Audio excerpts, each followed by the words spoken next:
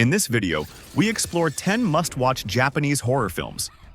Stories of ghosts, curses, and psychological terror that define the true spirit of JHorror. Each film captures a different face of fear. From silent, lingering dread to shocking, mind-bending tension. These aren't just scary movies.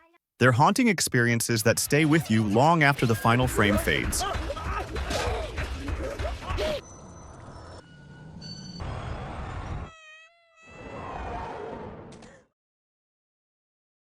At number 10 is Shion Sono's surreal shocker Tag. It opens like a normal school trip until a sudden gust of wind slices Mitsuko's bus in half, leaving her the only one alive. From that moment, she tumbles into worlds where reality constantly shifts, and ordinary rules no longer apply. Every time she escapes, she's thrown into another nightmare, a classroom where her teacher suddenly opens fire, a wedding that twists into chaos, a marathon that feels more like a death trap. The film layers these bizarre set pieces so the dread only grows. You never know what's coming next. As Mitsuko struggles to survive, patterns begin to emerge, hinting at a hidden logic behind the madness. Each new identity she inhabits feels like another mask, forcing her to question who she really is and why this nightmare won't end. Tag is brutal, surreal, and unexpectedly clever. A relentless sprint through nightmare after nightmare that sticks with you long after it ends. At number 9, we have Infection, 2004, directed by Masayuki Ochiai. At first, it looks like an ordinary night at a struggling hospital. Tired doctors, routine patients, and the usual pressure of too few hands. But beneath that surface, cracks start to show. A critical mistake sets off a chain reaction, and soon the dark side of medicine begins to reveal itself, drawing everyone into a chilling nightmare. As the infection spreads, the hospital turns into a place of terror. Patients behave strangely, doctors hide their guilt, and the staff's moral boundaries are pushed to the breaking point. The dim corridors and suffocating silence make every step feel dangerous, while the tension grows unbearably with each passing scene. Infection isn't just about visible horror. It's a fusion of psychological dread and body horror that gets under your skin. The creeping unease builds toward shocking revelations, showing how fear, guilt, and disease are all connected. By the end, you're left questioning what was real and what was hallucination. It's a gripping, unsettling experience that sticks with you long after the credits fade, making Infection one of the most disturbing entries in Japanese horror.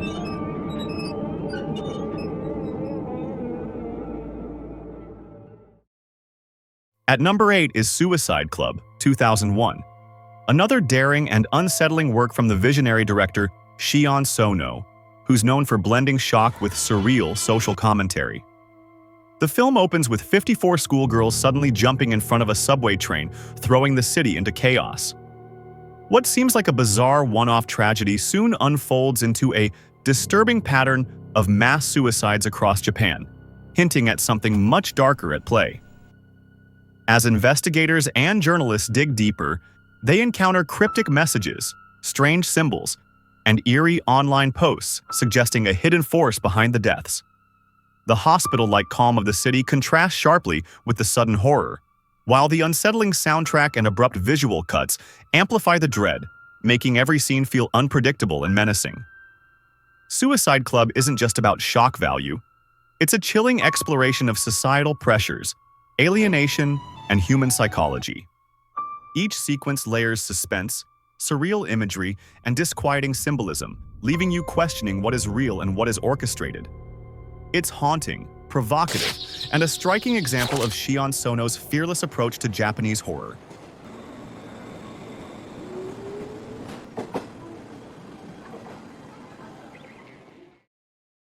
At number 7, we have Perfect Blue, directed by Satoshi Kon. Mima, a beloved pop singer, decides to leave her music career behind and pursue acting. At first, everything seems exciting and normal, but subtle signs of unease start to appear, hinting that her new path won't be so simple. As Mima takes on darker acting roles, she begins to lose touch with reality. A mysterious stalker lurks nearby, and an anonymous website seems to know every detail of her private life. Strange and disturbing events begin to unfold, blurring the line between what's real and what's imagined. The tension escalates as Mima confronts increasingly horrifying situations, questioning her own sanity. Hallucinations, threats from a stalker, and the blurring of reality make every moment unpredictable and nerve-wracking. Perfect Blue is a psychological horror masterpiece, creating fear not from monsters, but from the fragility and vulnerability of the human mind. The way Mima struggles to reclaim her identity leaves you on edge, making you question what is real, what is imagined, and how easily anyone's perception can be twisted. It's unsettling, unforgettable, and stays with you long after the story ends.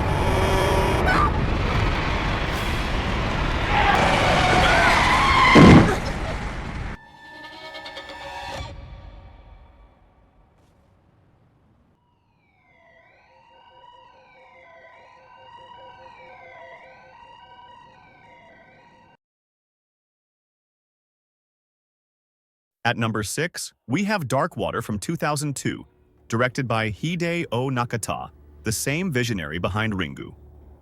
It begins quietly. A mother named Yoshimi moves into a gloomy apartment with her young daughter, trying to start fresh after a painful divorce.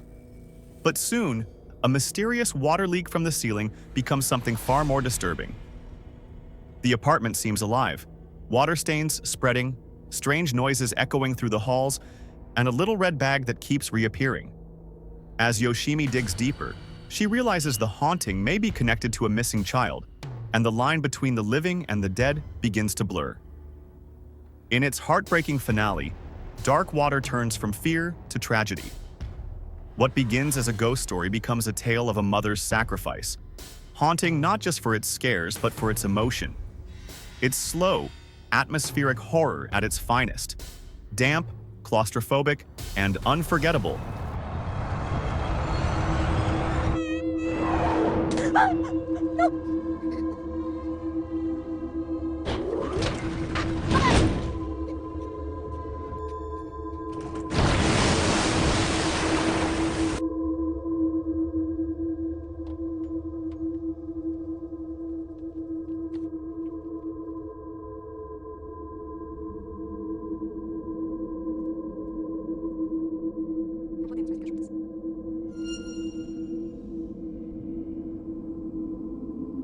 These first 5 films barely scratch the surface of Japanese horror. Each story leaves a mark, a whisper of fear that lingers long after. But the true nightmares still lie ahead. Stay tuned for part 2.